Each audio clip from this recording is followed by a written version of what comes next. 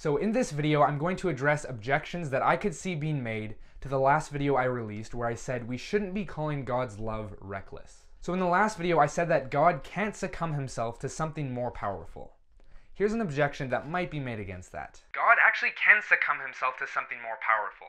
He can succumb himself to his own love and desire for us.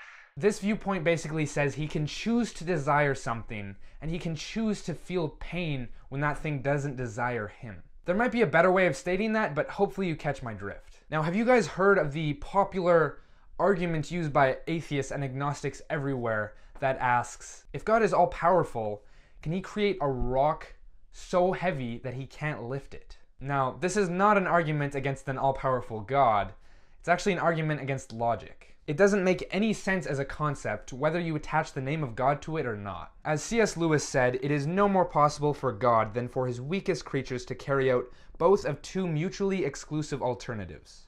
Not because his power meets an obstacle, but because nonsense remains nonsense even when we talk it about God. You're also using a concept without logic when you're saying that God can choose to create a need. In saying that God can succumb himself and make himself weak and vulnerable to something that he created, us, we're making the same argument as the argument in the heavy rock paradox. It's completely illogical. The second possible objection is that God shows emotion in the Bible. So if God can't be reckless and risk loss or endangerment, then why does he make himself vulnerable to emotion? But he hasn't succumbed himself to feel desire over his people to the point of need. That would go against his nature, and he can't desire something that would go against his nature. God can't experience heartbreak like humans experience heartbreak. The human version of heartbreak is based off of need. You feel, even in a small way, a need for someone's affection, and when they decide they aren't going to give it to you, it hurts. But God isn't vulnerable and in need like that, and he can't make himself that way either.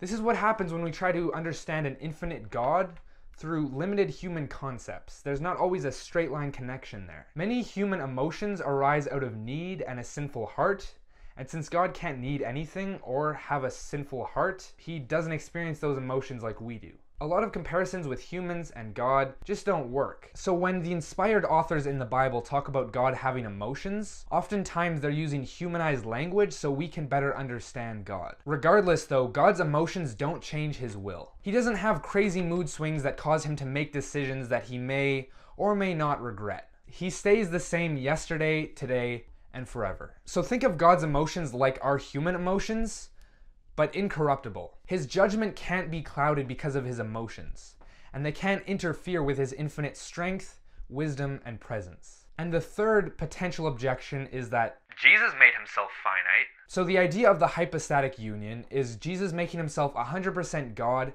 and 100% man at the same time. It's kind of complicated, and I don't think humans will ever fully understand it. It's kind of what happens when you try to fit a God-sized concept into a human-sized brain. We need to understand that Jesus didn't lose his omnipotence, his omnipresence, or his omniscience. He chose not to use them. There is a difference. So if we frame it that way, this concept still works with the idea of God not being able to choose to not be God. When we look at the finiteness of Jesus, we're looking at a very unique moment in time where Jesus, out of his love for us, chose to become a mortal man and not use his divine attributes. Some examples are when he says, I don't know the day or the hour when the second coming will occur, only the Father knows. Or when he experiences hunger pains and he really wants to eat bread in the desert. We need to know that God doesn't operate like this on a regular basis. In fact, Jesus is exalted and sitting at the right hand of the Father at this current moment. Right now, he's definitely not operating like a man.